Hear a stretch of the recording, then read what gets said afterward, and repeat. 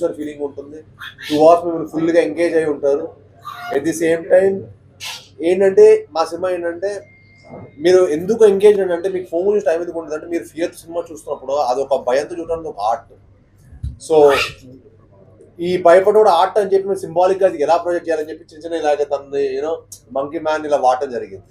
ఇంకోటి ఏంటంటే introduction sequence లో మంకీస్ తోటి రిలేటెడ్ ఉంటుంది అనమాట. కిష్కింద అన్నా కూడా మీకు తెలిసింది. ఇటువంటి స్పెషల్ క్యారెక్టర్స్ ఇంకా ఉంటాయి సార్. ఇది ఒకటి సినిమాలో ఆ క్యారెక్టర్ ఈ లెన్సులు ఉంటాయి. మేము కూడా ఇన్స్టాలో చూడమే మంకీ మ్యాన్ ఫస్ట్ టైం మేము అందరూ ఎక్స్‌పీరియన్స్ చేస్తాం. Oh lovely super. Sir already Anupama Parameswaran గతంలో మీకు రాక్షసుడు అవునండి. సో అట్లాగే ఉండిపోతున్నా దీనికి దాంట్లో కూడా కొంచెం అంతకు మించి ఉంటుందండి. రాక్షసుడు అదే రాక్షసుడు మా నేను అనుపమ చాలా మంచి సక్సెస్ అండి, అందరికి తెలిసిందే. అండ్ రాక్షసుడు 2 ఎప్పుడైనా చెప్పినా చాలా మంది అడుగుతుండేవాళ్ళు. కానీ రాక్షసుడు 2 కానీ ఇప్పుడు కిష్కింధపూర్ చూసాక మీరు అందరు డెఫినెట్ కిష్కింధపూర్ 2 ఎప్పుడైనా అడుగుతారు. ఐ గ్యారంటీ యూ బికాస్ ఈ సినిమా అంత గొప్ప ఎక్స్పీరియన్స్ మీ అందరికి ఇవ్వబోతుంది. అండ్ ఈసారి డెఫినెట్ గా మీ అందరు టైమ్ అండ్ ఎఫర్ట్ అరే భలే మంచి ఎక్స్పీరియన్స్ చేసాం. డెఫినెట్ గా we will make sure that మీరు ఇచ్చిన time and effort is worth అని. నేను యాక్చువల్ ప్రభాస్ గారికి ఫౌజీ షూటింగ్ అప్పుడు చూపించానండి. నేను అప్పుడు ఇంకా టీజర్ చూపించాను, ట్రైలర్ చూపించలేదు. అప్పుడు గ్లింప్స్ కే he gave us very very అప్పుడు మీరు మన మీడియాలో చెప్పే డైలాగ్ కదా, డైలాగ్ మొత్తం ప్రభాస్ గారికి చెప్పాను. నీ దగ్గర చాలా ఉంది విషయం. So sweet and so kind. బయటికి రాగానే నాకు కాల్ చేసి ఇప్పుడే ప్రభాస్ గారికి చూపించే టీజర్ చాలా అదిరిపోయింది అన్నారు అని చెప్పి నాకు కాల్ చేసి సార్ అది ఇక్కడ బాగుంటుంది సార్, మీరు చూసా కదా. అలానే కాదు సార్, ఇప్పుడు అది ఊటీ చెప్తే కూడా దానికి ఎక్కువ ఉండదు సార్. మీరు ప్రీ రిలీజ్ మళ్ళీ ఎంజాయ్ చేయాలి. మావాడు చెప్తాడు మా డైలాగ్ ఇంట్రడక్షన్, మా డైలాగ్ ఇంట్రడ్యూస్ రెడీ అది ఇవ్వండి. రేపు అన్ని నేనే ఊరికి చెప్పేస్తాను. రేపు మా థియేటర్ ఎక్స్పీరియన్స్ పోతున్నా భయం.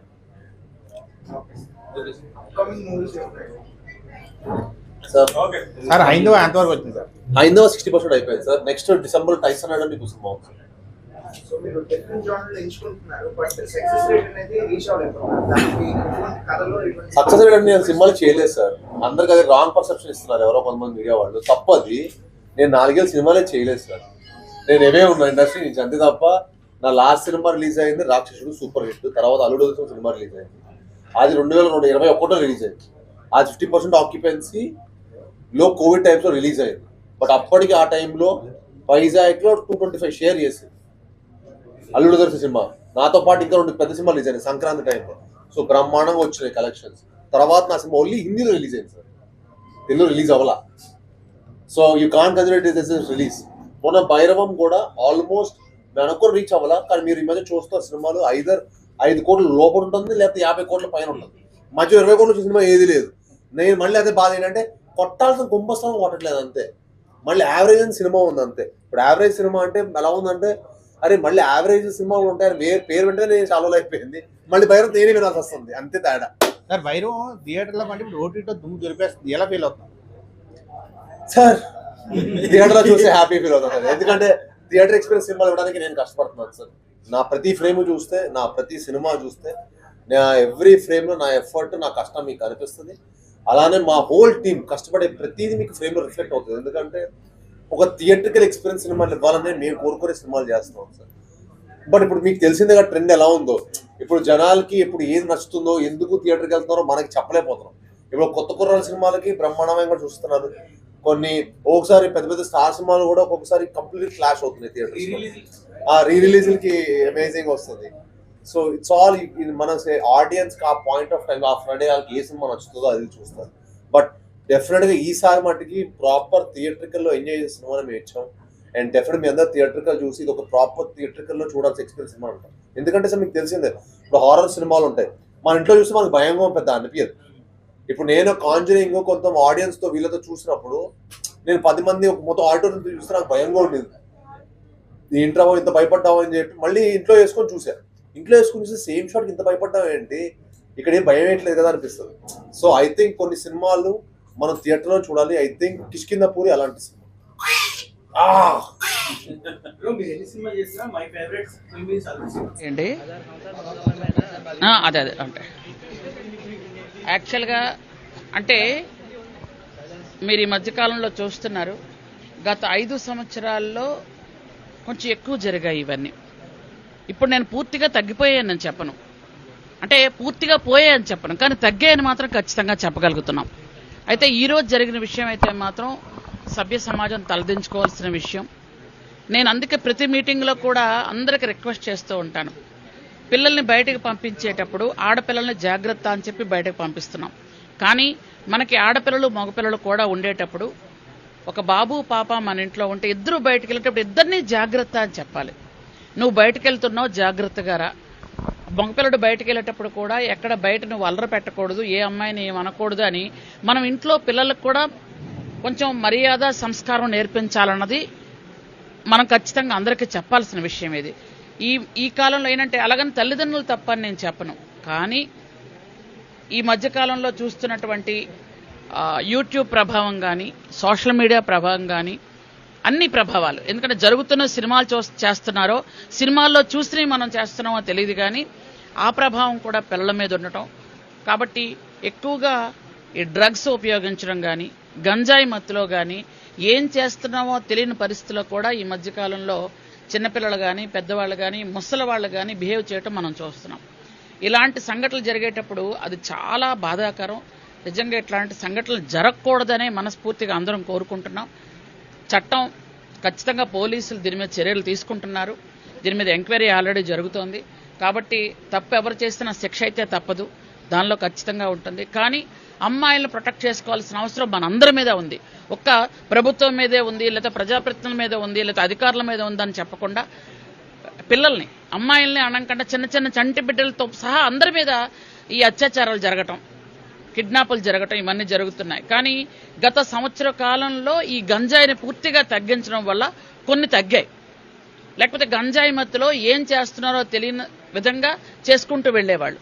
కాబట్టి ఇంకా ఎక్కడో ఒక దగ్గర, ఎందుకంటే ఇతర దేశాల నుంచి వస్తున్నాయి, అవి పట్టుకోవాల్సినవన్నీ పోలీసులు పట్టుకుంటున్నారు వాళ్ళ శక్తి వంచన లేకుండా. కానీ ఇంకా కళ్ళు కప్పి శతకోటి దరిద్రాలకు అనంతకోటి ఉపాయాలు మీకు తెలియంది కాదు, ఇంకా కళ్ళు కప్పి వెళ్తున్నాయి. అట్లాంటివి ఏవైనా డ్రగ్స్ కానీ గంజాయి కానీ అట్లాంటి ఉపయోగించినటువంటి పిల్లలు బాగా వైలెంట్గా బిహేవ్ చేయటం, అటువైపు ఉన్న వాళ్ళ తల్ల చెల్ల లేకపోతే ఎవరా అన్నది కూడా చూడకుండా బిహేవ్ చేస్తున్న పరిస్థితి మనం చూస్తున్నాం. కాబట్టి ఇట్లాంటివన్నీ కూడా క్రమేపీ ఖచ్చితంగా తగ్గాలన్న ఉద్దేశంతోనే మనం అన్నీ కూడా చేసుకుంటూ వెళ్తున్నాం. ముఖ్యంగా నేను అందరికీ కూడా కోరుకునేది, సమాజం మారితేనే ఇవన్నీ మారుతాయి. అంటే మనం ఎంతమంది 5 కోట్ల మంది జనాలు ఉన్నాం, పోలీసులు అంతమంది లేరు. పోలీసులు అన్నీ చేయాలి అనుకుంటే అది ఎప్పటికీ జరగని పని. కాబట్టి ప్రతి ఒక్క బాధ్యతాయుతమైన పౌరుడు పోలీసులు బిహేవ్ చేసి ముందుకెళ్తేనే, ఒక దగ్గర తప్పు జరిగితే ఆ తప్పుని ఖండించగలిగే మనస్తత్వం ఉంటే, సమాజంలో మార్పు వస్తేనే ఆడపిల్లల మీద అత్యాచారాలు తగ్గుతాయి. కాబట్టి ప్రభుత్వం దీని మీద చాలా కఠినంగా ఉంది. ముఖ్యంగా చంద్రబాబు నాయుడు గారు, మీరు చూస్తున్నారు ఎక్కడైనా ఎవరైనా అమ్మాయిని కామెంట్ చేసిరా, సోషల్ మీడియాలో ఏదైనా అసభ్యకరమైన పోస్టులు పెట్టినా వెంటనే చర్యలు తీసుకుంటున్నాం. లోకేష్ బాబు గారు ఇంకా సీరియస్ గా తీసుకుంటున్నారు. కాబట్టి ప్రభుత్వం ఖచ్చితంగా సీరియస్ గా చర్యలు తీసుకుంటామని తెలియజేస్తున్నాను. Thank you. ఉపరాష్ట్రపతి ఎన్నిక, రాజ్యసభ చైర్మన్ ఎన్నికలో ఎన్డీఏ అభ్యర్థి అయిన సిపి రాధాకృష్ణన్ గారి విజయం ఈ దేశంలోని ప్రజాస్వామ్యవాదుల విజయంగా మనం భావించాలి. ఇవాళ ఎలక్టరల్ కాలేజ్లో ఎన్డీఏ కూటమికి 425 ఓట్లు ఉంటే 27 ఓట్లు అదనంగా, అంటే ప్రతిపక్షాల నుంచి కూడా ఎన్డీ కూటమి నుంచి కూడా ఓట్లు రావడం, ఇవాళ ప్రతిపక్షాల్లో ఉంటున్న ఎగువ సభ దిగువ సభకు సంబంధించిన పార్లమెంటు సభ్యుల్లో కూడా నరేంద్ర మోడీ గారి పట్ల, వారి నాయకత్వం పట్ల విశ్వాసం ఉందనే విషయం అర్థం చేసుకోవాల్సి ఉంది. గతంలో అనేక రాష్ట్రాల్లో గాని పార్లమెంట్లో గాని అప్రతిహతంగా భారతీయ జనతా పార్టీ నేతృత్వంలోని ఎన్డీఏ ప్రభుత్వం విజయాలు సాధిస్తున్నప్పుడు ఈవీఎం తప్పులని, ఓట్ చోరీ అని అబద్దపు ప్రచారాలు చేసిన రాహుల్ గాంధీ ఇతర ఇండీ కూటమి నాయకత్వానికి కూడా ఈ విజయం చెంపపెట్టు లాంటిది.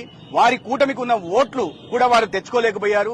ఆ కూటమి నుంచి ఓట్లు ఎన్డీఏ కూటమి అభ్యర్థి అయిన సిపి రాధాకృష్ణన్ గారికి రావడాన్ని బట్టి ఇవాళ వారి ఇన్నాళ్లు చేస్తున్న అసత్య ప్రచారాలు, ఫేక్ ప్రచారాలు విజయం సాధించలేక నరేంద్ర మోడీ గారికి ఇవాళ దేశంలోనే కాకుండా ప్రపంచవ్యాప్తంగా పెరుగుతున్న ఆదరణ చూడలేక ఇవాళ ఆర్థిక ప్రగతి భారతదేశం సాధిస్తుంటే, ప్రజల జీవన ప్రమాణాలు పెరుగుతుంటే, పేదరికం నుంచి కోట్ల మంది బయటకు వస్తుంటే వీటిని జీర్ణించుకోలేక ఇవాళ ఇటువంటి అసత్య ప్రచారాలు చేశాయనే విషయాన్ని ఈ ఉపరాష్ట్రపతి ఎన్నిక మనకి స్పష్టం చేస్తా ఉంది.